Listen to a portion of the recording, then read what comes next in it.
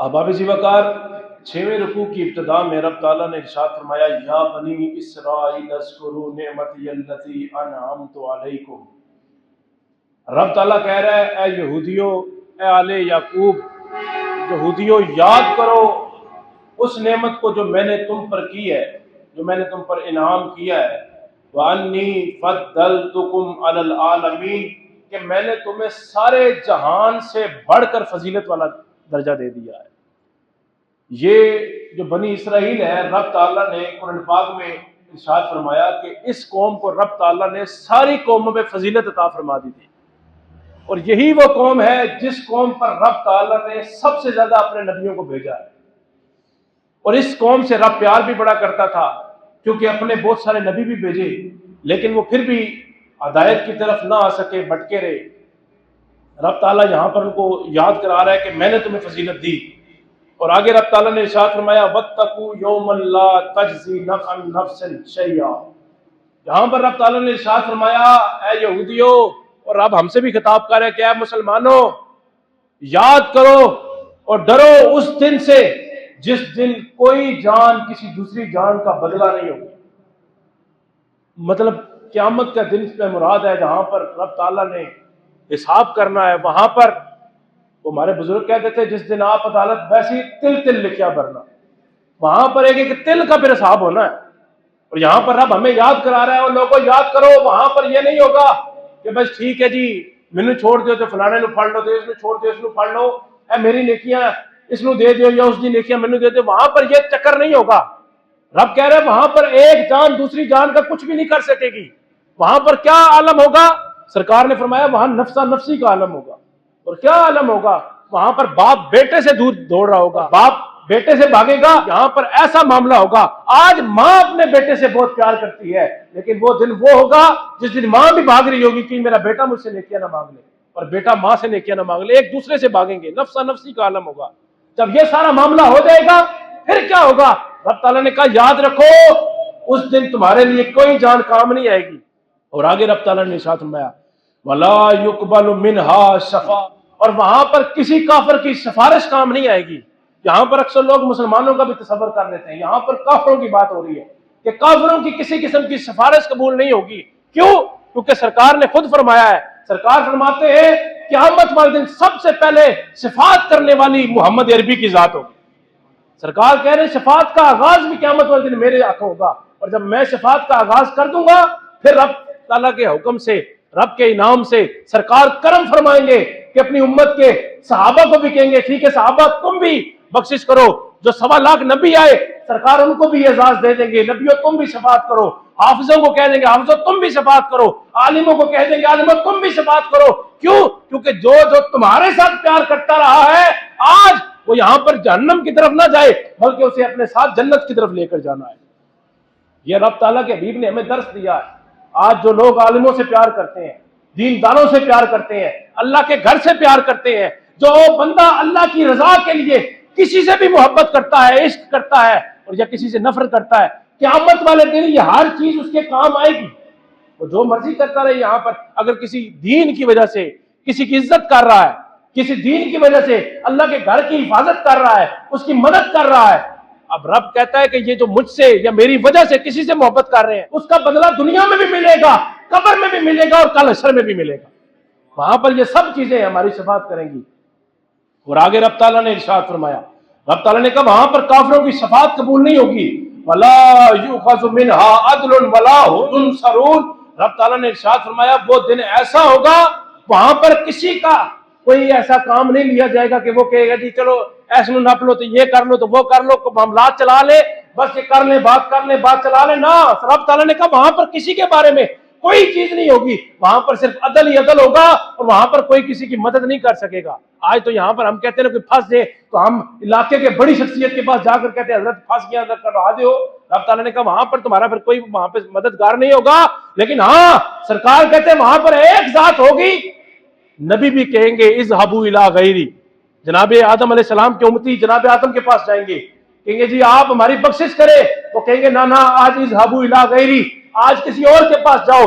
सारे उम्मती अपने नबियों के पास जाएंगे और वो आगे से एक ही जवाब देंगे, इज़हबू इला गैरी, इज़हबू इला गैरी, چلتے چلتے جناب عیسیٰ روح اللہ نبی علیہ السلام کی بارگاہ میں سب لوگ شامل ہو جائیں گے، کہیں گے جی ہماری بخشش کروا دے. جناب عیسیٰ بھی کہیں گے اذهبوا الی غیری، آج ہمارے پاس نہ ہو، آج کسی اور کے پاس جاؤ. لیکن جناب عیسیٰ ایک اور بات بھی کہیں گے، ہاں تمہیں میں ایک در بتاتا ہوں، جس در کا سوالی جو بن جاتا ہے رب اسے نواز دیتا ہے. انہوں نے کہا بتا دے. انہوں نے کہا ابھی یہاں سے سرکار آنے والے ہیں، اور جب سرکار آئیں گے تم سرکار کے قدموں میں بیٹھ جانا، سرکار سے بھیک مانگنا اور ان کو کہنا ہے سونیا ہماری بخشش کروا دے.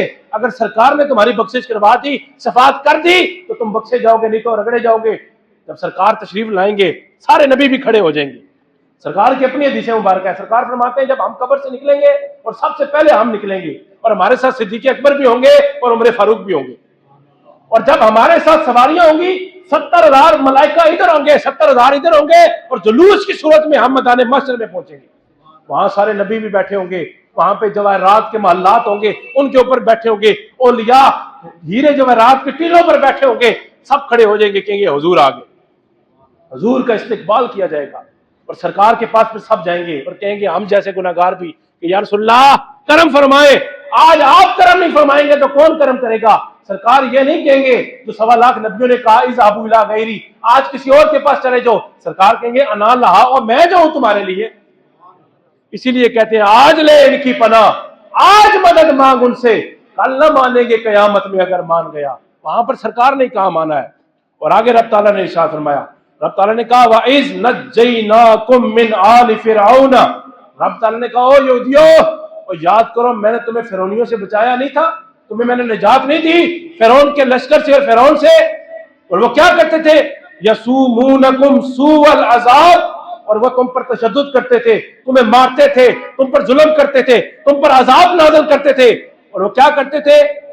رب تعالیٰ نے آگے ان کا بھی حالات بتائے کہ وہ کیا کرتے تھے. رب تعالیٰ نے کہا یذبحون ابناءکم، وہ تمہارے بیٹوں کو ذبح کر دیتے تھے.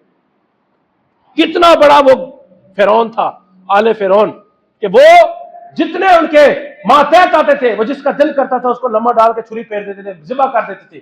رب قرآن میں ارشاد فرما، رب کہتا ہے کہ وہ کیا کرتا تھا؟ وہ تمہارے بیٹوں کو ذبح کر دیتا تھا. اور کیا کرتا تھا؟ وَيَسْتَحْيُونَ نِسَاءَكُمْ، اور وہ تمہاری عورتوں کو زندہ رکھتا تھا، ان کے ساتھ زیادتیاں کرتا تھا. رب تعالیٰ نے یہاں پر ارشاد فرمایا. اور آگے رب تعالیٰ نے ارشاد فرمایا، اور وہ کیا کرتا تھا؟ وَفِي ذَلِكُمْ بَلَاءٌ مِّن رَبِّكُمْ عَظِيمٌ، اور یہ سب کچھ تمہارے رب کی طرف سے تمہارے لیے امتحان تھا. رب تعالیٰ کہہ رہے ہیں کہ وہ تمہارے بیٹوں کو ذبح کرتا تھا. بات کو ذہن میں رکھیے گا، اور بہت بڑا میں جملہ کہنے لگا ہوں. آج جو پریشان ہوتے ہیں نا حالات کی وجہ سے، تو حالات بڑے انج ہو گئے تھے، حالات انج ہو گئے، ان کی بنے گا، یہ ہوگا تو وہ ہوگا. حالات بہت سال پہلے بھی فرعون کے دور میں بھی بڑے خراب آئے. رب کا قرآن اٹھا کر دیکھے، رب کہتا ہے کہ وہ تمہارے بیٹوں کو ذبح کرتا تھا، اور تمہاری بیویوں کو زندہ رکھ کر، بیٹیوں کو زندہ رکھ کر ان سے زیادتیاں کرتا تھا. اور رب آگے ارشاد فرماتا ہے یہ تمہارے رب کی طرف سے تمہارے لیے امتحان تھا، اور بہت بڑا امتحان تھا. تو بتائیں وہاں پر بیٹے ذبح ہو رہے ہوں، عورتوں کے ساتھ زیادتیاں ہو رہی ہوں، اور بندہ دیکھ رہا ہو، اور رب کہہ رہا ہے وہ تمہارے لیے امتحان تھا. تو آج جو ہمارے اوپر گزر رہی ہے، ہم سب دیکھ رہے ہیں ہمارے ملک کے جو حالات ہیں، اللہ پاک کرم فرمائے، جو مسلمانوں کے پوری دنیا میں حالات بنے ہوئے ہیں، یہ سب کچھ رب کا امتحان ہے. اور ہر بندہ ہر نماز میں جب بھی دعا کے لیے ہاتھ اٹھائے یہ دعا کرے کہ اللہ ہمیں اس امتحان سے کامیابی سے گزار دے. جب حسین ابن علی کربلا میں گئے نا، تو وہاں پر بھی جا کے انہوں نے یہ نہیں کہا کہ لٹ گیا تو مر گیا، یہ ہو گیا ساڑھے نال تو یہ ہو گیا، بلکہ وہاں پر انہوں نے بھی ہاتھ اٹھا کے کہا اللہ بے شک یہ تیرا امتحان ہے، لیکن تو ہی تو رب ہے جو طاقت دینے والا ہے جو امتحان سے گزر جائے. اور ہمارا بھی رب کے سوا کون ہے؟ رب ہی کرم فرمائے گا. اور جب رب نے کرم فرمایا ہم بھی اس امتحان سے گزر جائیں گے. وائز فرقنا بکم البحر، ہم نے تمہارے لیے سمندر کو پھاڑ دیا. اور کیسے پھاڑ دیا؟ 2 ٹکڑے سمندر کو کر دیے. اور کیسے کر دیے؟ کسی چیز سے کیے؟ رب نے فرشتوں کو بھیجا، کہا نا. رب تعالیٰ نے کہا موسیٰ تمہارے ہاتھ میں کیا ہے؟ تمہارے ہاتھ میں کیا ہے؟ تو جناب موسیٰ علیہ السلام نے کہا سونے ربا ٹھنڈا. اب بندہ پوچھے رب کو نہیں پتا تھا؟ رب تو دلوں کے حالوں کو جاننے والا ہے. جو ہم سوچتے ہیں اور سوچ آ کر چلی جاتی ہے ہم بھول جاتے ہیں. رب کہتا ہے میں جانتا ہوں. رب تو ہر چیز کا علم رکھنے والا ہے، لیکن رب پھر بھی پوچھ رہا ہے سونے موسیٰ تیرے ہاتھ کی ہے. تو جناب موسیٰ علیہ السلام نے یہ نہیں کہا سونے ربا تینوں نہیں پتا، تو ہر چیز کا علم رکھتا ہے، ہر چیز کا علم ہے سونے ربا تیرے پاس. تو تجھے نہیں پتا کہ میرے ہاتھ میں کیا ہے؟ لیکن موسیٰ علیہ السلام نے کہا یہ رب اب حکم دے رہا ہے تو اس کا جواب ہم نے دینے، آگے سے سوال پہ سوال نہیں کرنا۔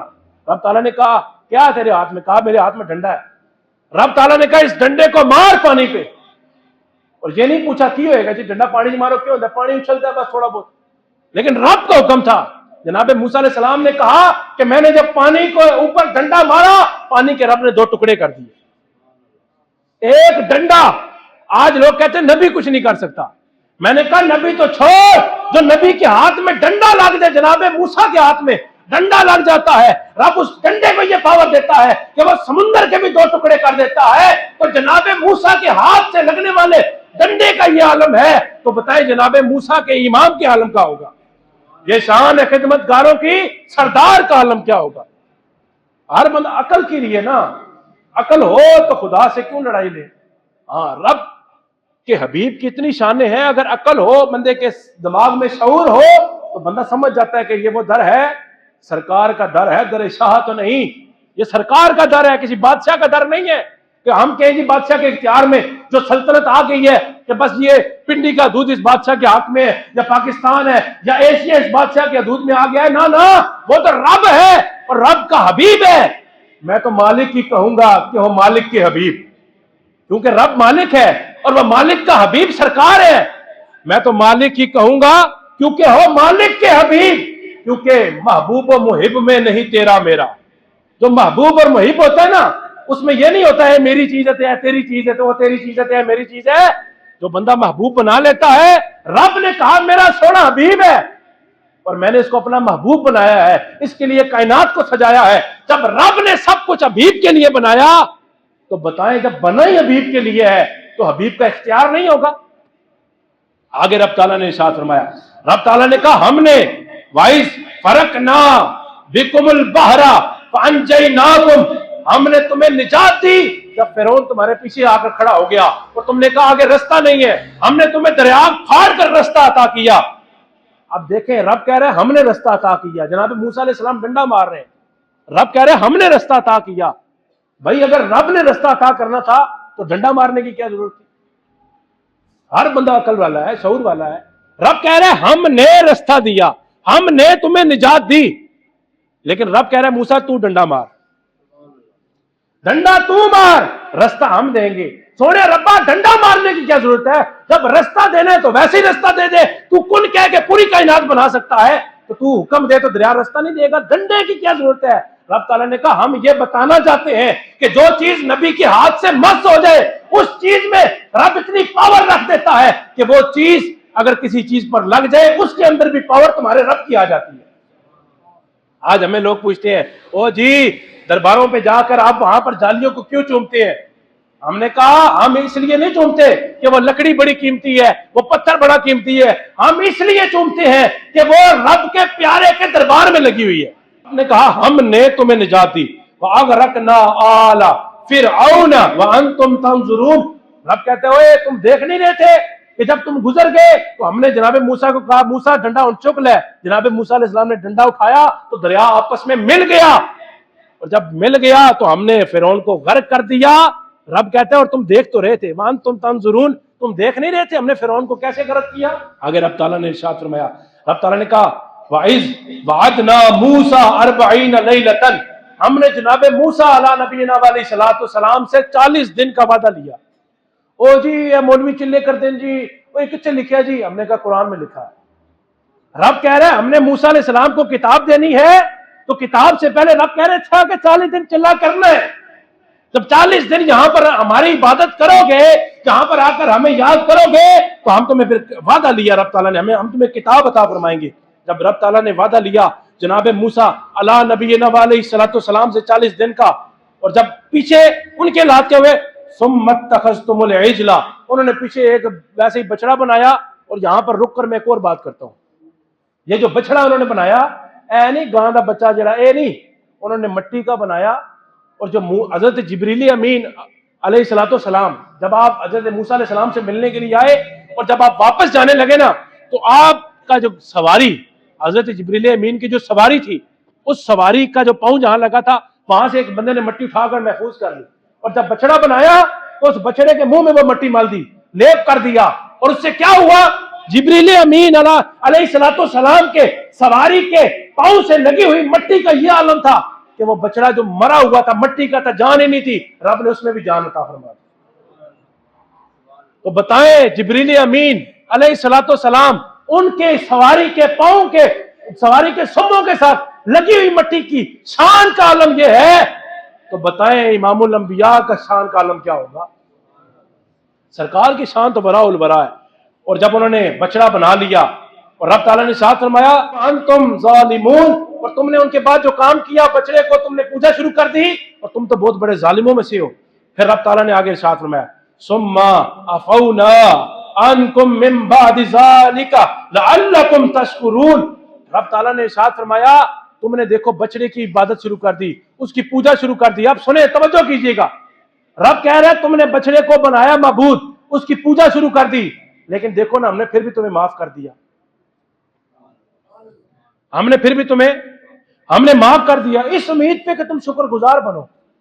اور جناب موسیٰ علیہ السلام کا امتی ہو اور وہ بتوں کے آگے جھکنے لگ جائے، اس کی عبادت کرنے لگ جائے، اس کی پوجا شروع کر دیتا ہے، لیکن رب کہتا ہے میں تو تم پہ پھر بھی فضل کرتا رہا، میں نے تمہیں پھر بھی بخش دیا۔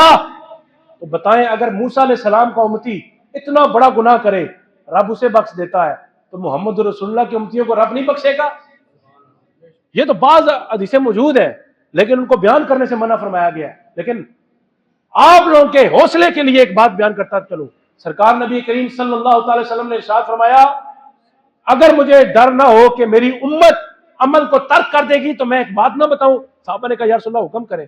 سرکار نے کہا جس کی زبان سے کلمہ طیبہ ایک بار نکل آئے، ایک بار لا الہ الا اللہ محمد رسول اللہ کہہ دیا اس نے، وہ جنت میں داخل ہو گیا، وہ جنت میں داخل ہو گیا۔ یہ اعزاز امت محمدی کے لیے ہے کہ ہم جتنا مرضی گناہ کر لیں، ہمیں گناہ کا حساب دے کر ہمیں جو سزا ملنی ہے اس کی سزا پا کر ہم نے اینڈ پہ جانا جنت میں ہی ہے۔ کیوں؟ کیونکہ ہماری زبان پہ کلمہ طیبہ جاری ہو گیا۔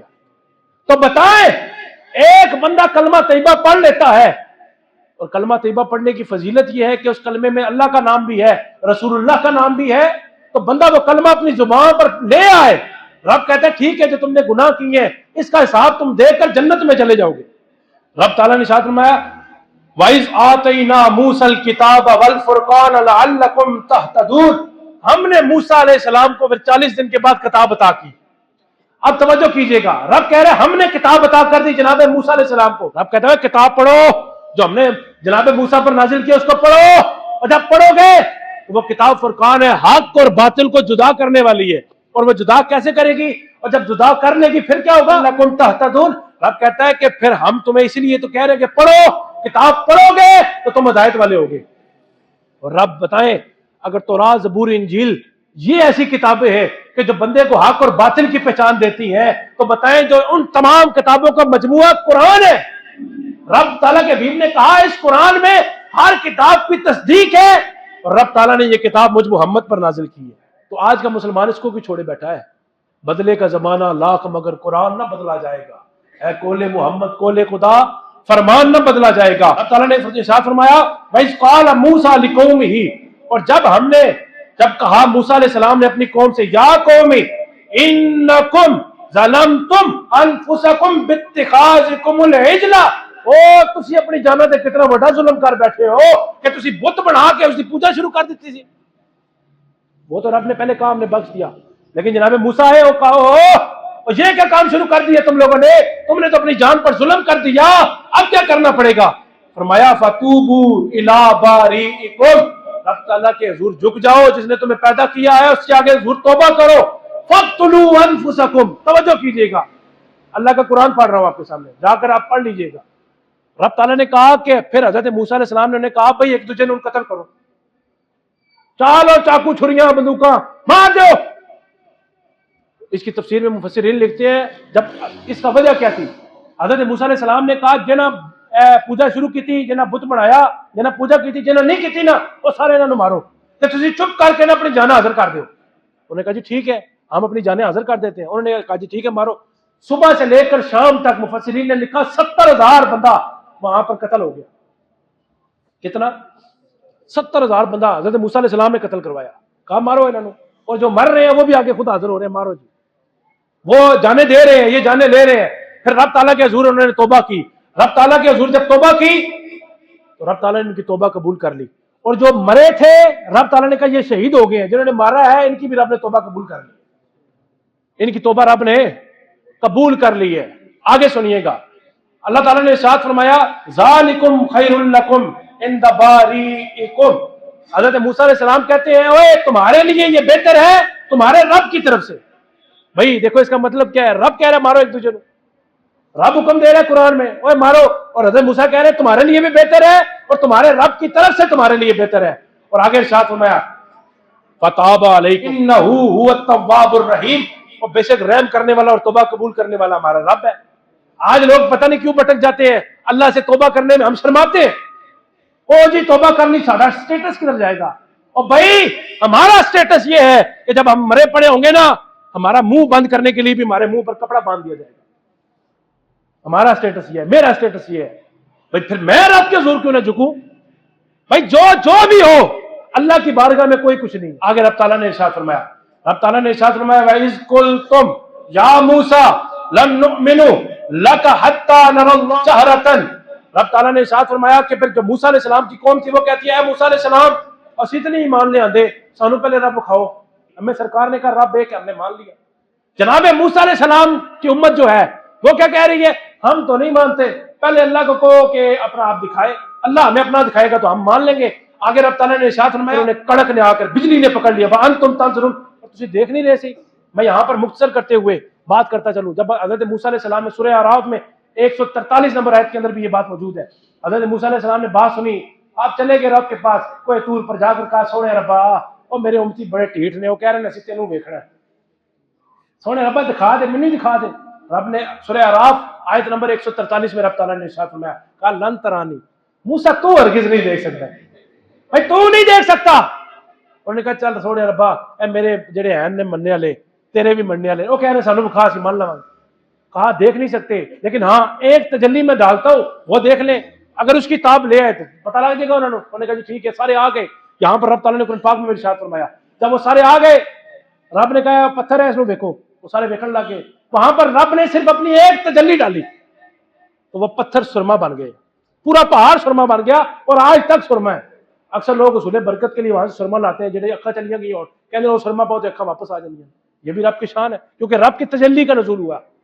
اور جب وہاں پر پتھر کی طرف دیکھ رہے ہیں یہاں پر رب تعالیٰ نے ارشاد فرمایا کہ انہیں پھر کڑک نے آ کر لے لیا.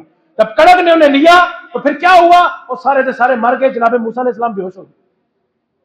اور جب ہوش میں آئے تو حضرت موسیٰ علیہ السلام نے کہا سونے ربا بدے مر گئے, وہ قوم والے نے مینوں چھوڑنا ہی نہیں.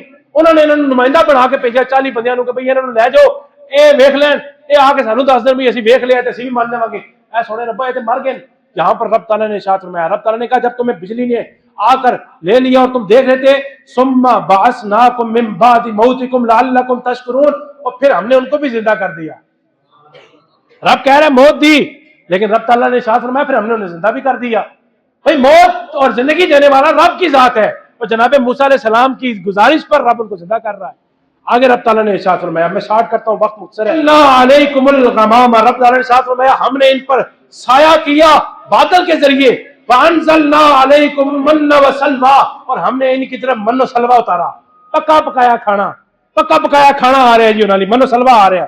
او جی من و سلوہ جب آ گیا, من و سلوہ آنے کے بعد پھر کیا ہوا, رب تعالیٰ نے قرآن پاک میں ارشاد فرمایا کلوا من طیبات ما رزقناکم, رب تعالیٰ نے کہا کھاؤ بھئی جڑا پاک تو میں دے دیتا ہے رزق, اس سے کھاؤ پیو یشی مارو موج کرو. وَإِذْ قُلْنَا ادْخُلُوا, رب تعالیٰ نے کہا اس بستی میں هَٰذِهِ الْقَرْيَةَ, رب تعالیٰ نے ارشاد فرمایا اس بستی میں داخل ہو جاؤ, یعنی بیت المقدس میں. یہودیوں کو رب کہہ رہا ہے بیت المقدس میں داخل ہو جاؤ, اور جب بیت المقدس میں داخل ہو جاؤ تو کیا کرو, فَكُلُوا مِنْهَا حَيْثُ شِئْتُمْ رَغَدًا وَادْخُلُوا الْبَابَ سُجَّدًا. رب تعالیٰ نے حضرت موسیٰ علیہ السلام کو حکم دیا ہے موسیٰ ٹھیک ہے میرے سامنے یہ نہیں جھک رہے, سجدہ نہیں کر رہے, ایسا کرو نا ان کے سامنے ایک دروازہ بناؤ لیکن اس دروازے کی ہائٹ کم رکھو. رب تعالیٰ نے کہا اے شہر میں داخل ہو جاؤ آپ, لیکن شہر سے داخل اس دروازے سے ہونا ہے. اس دروازے سے داخل ہو گئے وہاں پر تم جھک کر داخل ہو گئے, تمہارا جھک کر گزرنا میں سجدہ تصور کر لوں. لیکن وہ تو ایسی ڈھیٹ قوم تھی، انہوں نے کیا کیا، انہوں نے پہلے پیر رکھے تو پھر سر چاہ کے اتوں لنگتے رہے، ایسی ڈھیٹ قوم۔ اور رب تعالیٰ نے کتنا انعام دیا، رب تعالیٰ نے کہا کھاؤ بھی جتنا دل کرتا ہے کھاؤ، جتوں دل کرتا ہے کھاؤ، یہ ہم نے تمہارے لیے بستی کو تیار کر دیا ہے، لیکن یہاں پر سجدہ کرتے گزرو حتۃ نغفر لکم خطایاکم۔ رب تعالیٰ نے کہا یہاں سے جب گزرو نا پھر ایک ہی دعا کرتے رہو، یا اللہ ساری خطاواں نو معاف فرما دے، اور جڑا اپنی جانوں تے ظلم کیتا ہے سانو بخش دے سونے ربا۔ یہاں سے صرف یہ کہتے ہوئے گزرو تو پھر کیا ہوگا، فَسَنَزِيدُ الْمُحْسِنِينَ۔ رب تعالیٰ نے کہا پھر ہم احسان کرنے والوں پر، نیکیاں کرنے والوں کو بڑا نوازتے ہیں۔ رب کہتا ہے جو اللہ کی راہ میں دیتے ہیں، اللہ کی راہ میں دیتے ہیں، اللہ کے دین کی خدمت کرتے ہیں، علماء کی خدمت کرتے ہیں، رب تعالیٰ ارشاد فرماتا ہے پھر ہم انہیں بہت سارا نواز دیتے ہیں۔